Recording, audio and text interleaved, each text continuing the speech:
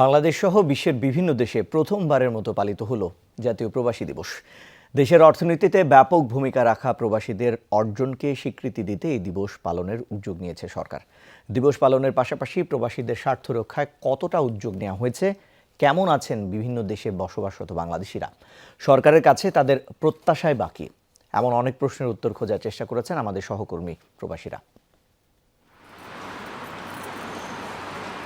জন্মভূমি আপনজন ছেড়ে দূরদেশে দিনরাত ঘাম ঝরিয়ে বৈদেশিক মুদ্রা আয় করছেন প্রবাসী বাংলাদেশিরা। রেমিটেন্সের মাধ্যমে মজবুত করছেন রিজার্ভ ও দেশের অর্থনীতি। বিশ্বের বিভিন্ন দেশে কোটির বেশি বাংলাদেশির পদচারণা রয়েছে। রেমিটেন্স যোদ্ধা হিসেবে পরিচিত এই প্রবাসীদের জন্য এবারই প্রথম পালিত হলো প্রবাসী দিবস। বিভিন্ন দেশে বসবাসরত বাংলাদেশিরা এই উদ্যোগকে স্বাগত জানিয়ে সরকারি সেবা পেতে প্রবাসীদের ভোগান্তি দূর করার আহ্বান জানান। প্রবাসীরা এই দিবসের মাধ্যমে সরকারের বিভিন্ন গৃহীত কর্মসূচি জানবে। বর্তমানে আমাদের এয়ারপোর্টের মধ্যে সাধারণ প্রবাসীদেরকে যেভাবে হয়রানি করা হয়, সেই হয়রানি বন্ধে সরকারকে উদ্যোগ নিতে হবে। আমরা তো অবহেলিত। আমাদের এই যারা বাংলাদেশের থেকে আসে এবং বাঙালি আছে ইটালিতে, তারা অনেকেই মনে করেন যে রাস্তাঘাটে পড়ে আছে, অনেকেই না খেয়ে আছে। ইটালির সকল প্রবাসীদের পক্ষ থেকে প্রবাসীদেরকে নিয়ে, আমাদের পরিবারদেরকে নিয়ে, প্রবাসীদেরকে নিয়ে এই সরকার আরো বেশি কাজ করবেন এই আশা ব্যক্ত করি। বাংলাদেশ এয়ারপোর্টের ব্যবস্থা অনেক খারাপ, যা বিশ্বের কোনো দেশের সাথে তুলনা করা যায় না। মাননীয় প্রধানমন্ত্রীর কাছে অনুরোধ করব, আমরা আগামীতে দুর্নীতিমুক্ত বাংলাদেশ দেখতে চাই।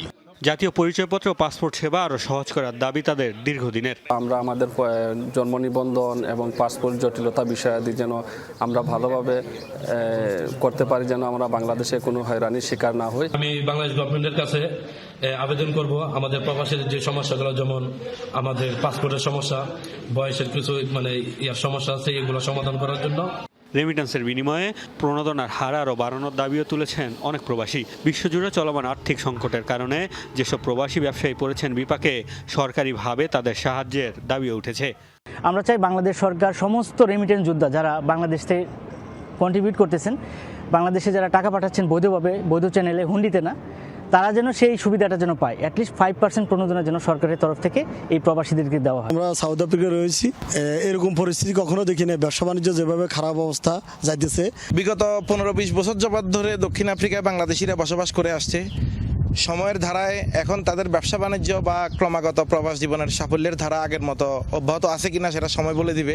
প্রবাসীরা বলছেন, এসব সমস্যা সমাধানে যথাযথ উদ্যোগ নেওয়া হলেই সার্থক হবে দিবস পালনের উদ্দেশ্য।